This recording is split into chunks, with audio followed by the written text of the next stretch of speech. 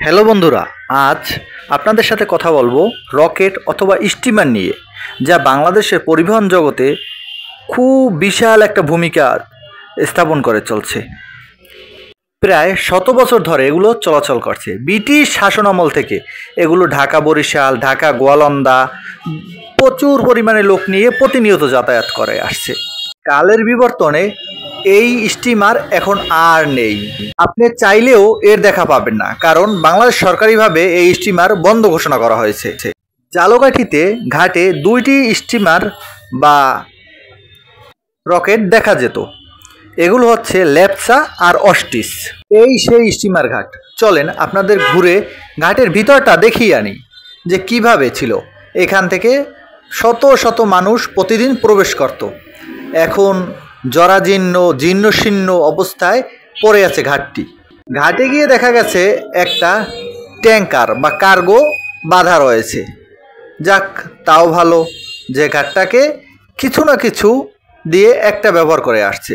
ছবিতে কর্নারে যে ছবিটা দেখা যাচ্ছে ভিডিওতে, সেটি হচ্ছে স্টিমার। এই হচ্ছে তার ঘাট। দেখেন, অনেক বড় ঘাট।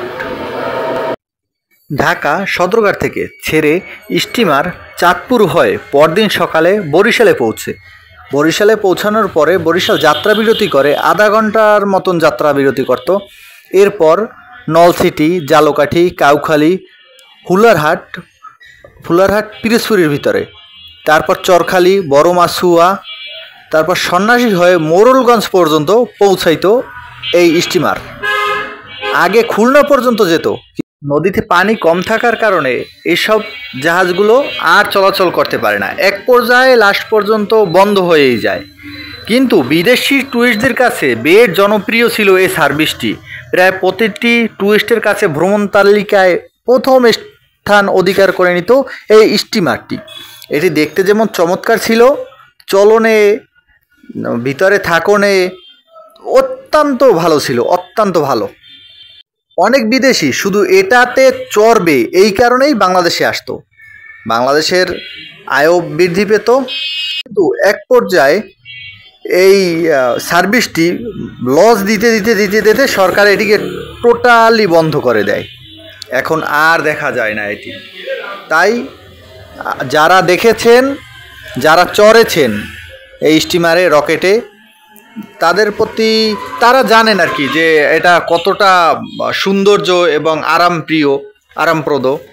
যারা চলেননি তাদের প্রতি রইল সমবেদনা। তাই আর কথা বাড়াইলাম না। ওকে, আপনারা দেখতে থাকুন। Tata, bye bye. যদি ভালো লাগে আমার পেজটা সাপোর্ট করবেন। হ্যাঁ বন্ধুরা, লাইক, কমেন্ট এবং শেয়ার করতে ভুলবেন না। এভাবে পাশে থেকে উৎসাহ দিলে আমি চেষ্টা করব আরও সুন্দর সুন্দর ভিডিও আপনাদের উপহার দিতে।